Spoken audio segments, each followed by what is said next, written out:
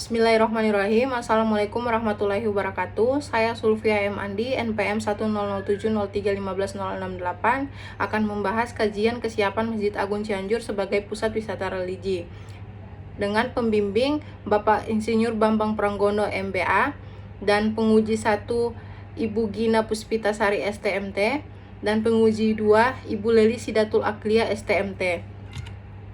Langsung saja, ada daftar isi di mana ada beberapa poin, yaitu yang pertama abstrak, pendahuluan, metodologi, pembahasan dan diskusi, kemudian kesimpulan dan daftar pustaka.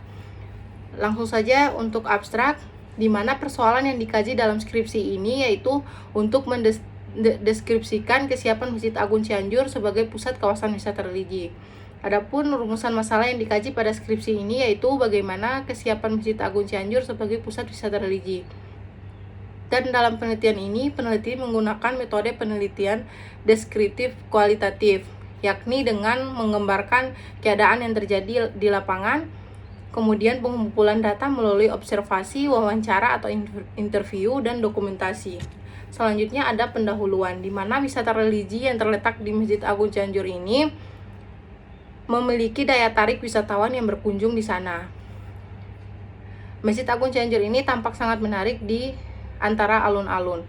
Kemudian ada pun tujuan penelitian, yang dimana untuk mengetahui kesiapan Masjid Agung Cianjur sebagai kawasan wisata religi, maka untuk dapat menjawab tujuan tersebut, peneliti akan mengidentifikasi amenitas, aksesibilitas, dan ancillary. Adapun pembahasan dan literatur, di mana metode analisis menggunakan peraturan pemerintah daerah Kabupaten Cianjur yang telah menetapkan peraturan daerah nomor 10 tahun 2020 tentang penerapan 3 pilar. Di mana peraturan daerah tersebut terdapat beberapa program yang berbasis wisata religi, yakni Ngangaos, Mamaos, dan Mapeon. Pemerintah daerah juga selalu mengadakan kegiatan 3 pilar tersebut pada setiap tahunnya untuk melestarikan kebudayaan dan meningkatkan wisata religi yang ada pada Kabupaten Cianjur. Selanjutnya ada kerangka pemikiran, di mana di sini ada fenomena-fenomena. Yang pertama ada fenomena 1, yaitu Kabupaten Cianjur memiliki jumlah penduduk 97% beragama muslim. Kemudian fenomena kedua, Masjid Agung Cianjur ini memiliki potensi besar untuk menjadi pusat kawasan wisata religi.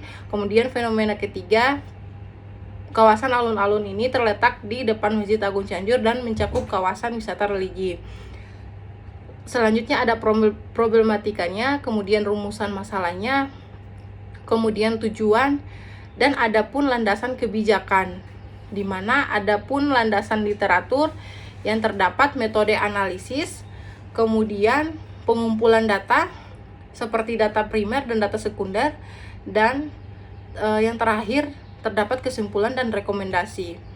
Selanjutnya, sosialisasi terkait penerapan pariwisata religi kepada masyarakat sekitar dan pelaku usaha di kawasan wisata, di mana terdapat beberapa variabel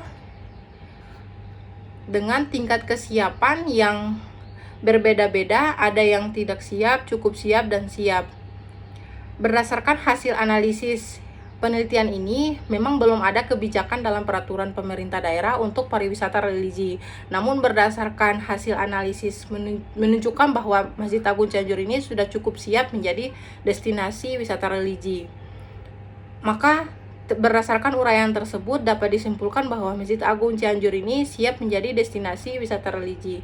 Namun untuk kedepannya, regulasi dan kebijakan mengenai wisata religi pemerintah daerah maupun pemerintah pusat harus segera membuat peraturan atau kebijakan ini sehingga dapat memudahkan para pelaku usaha dan pengelola destinasi untuk menerapkannya. Yang terakhir, kesimpulan, di mana dari kesimpulan ini diketahui tingkat kesiapan dan pada variabel amenitas, aksesibilitas, dan ancillary, yang dimana terdapat 2 poin. Yang pertama adalah berdasarkan hasil analisis kesiapan wisata religi yang melibatkan 2 variabel, yaitu amenitas dan aksesibilitas, objek destinasi wisata religi Masjid Agung Cianjur ini sudah siap menjadi pusat kawasan wisata religi. Kemudian yang kedua, berdasarkan hasil analisis kesiapan wisata religi berdasarkan ancillary, dapat disimpulkan bahwa objek wisata masih perlu diperhatikan pengadaan fasilitas pendukung wisata religinya sehingga dapat dalam pengembangan pariwisata religi. Dan yang kedua, dalam aspek aksesibilitas masih perlu diperhatikan pelayanan wisata di kawasan wisata, salah satunya pengadaan pemandu wisata yang memahami konsepsi wisata religi. Demikian yang dapat saya sampaikan. Assalamualaikum warahmatullahi wabarakatuh.